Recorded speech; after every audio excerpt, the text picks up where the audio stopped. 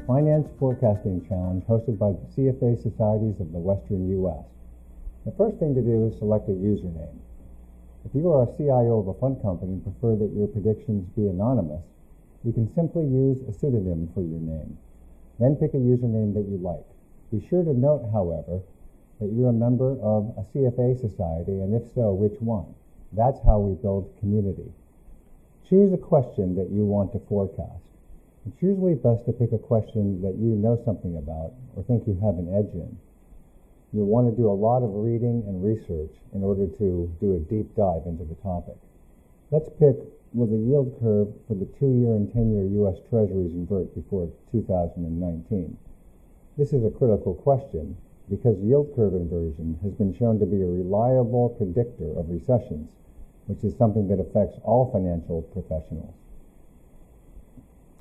You can see right away that there are graphs and stats, and you should click on that to see the history of the group's consensus forecast. Currently, the group is forecasting an 8% probability of yield curve inversion before the end of 2018. Click on More Info to find background information about the question.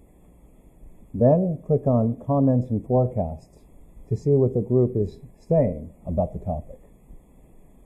If you want to click on Top Forecasts, you'll see the comments that have received the most upvotes from the community of currently over 800 forecasters on this question. Click Following to see the forecasts of forecasters that you're following.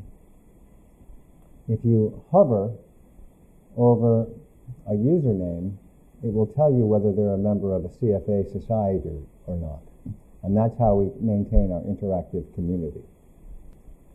Click on Recent to see the most recent forecasts, and click on With Links to see forecasts that have included research links that might be helpful to you. Now, make a forecast. On this question of yield curve inversion, the question is asking whether the 10-year Treasury will yield less than the 2-year Treasury before December 31st.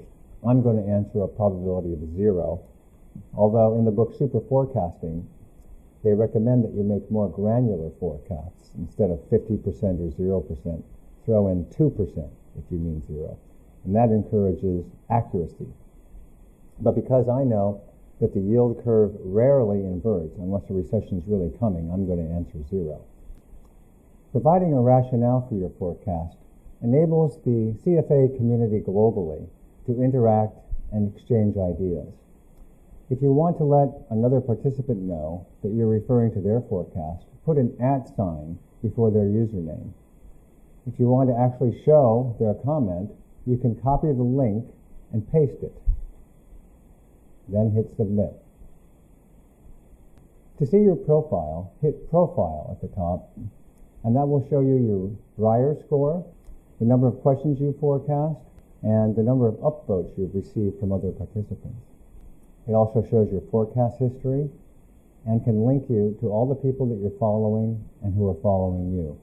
If you'd like additional training on forecasting, go to the training link, and there are videos that will show you how to make better predictions. The book Super Forecasting is about how an online group of forecasters outperformed the entirety of the U.S. intelligence apparatus, including the CIA. Whenever we pick an employer, start a business, pick a spouse, or drive across town for a meeting, we're making a forecast. To get better at forecasting, 1 hour of practice can improve your accuracy by 14%, according to academic studies. The best way to start is to read the 10 Commandments of Super Forecasting in back of the book, Super Forecasting. Good luck and good forecasting.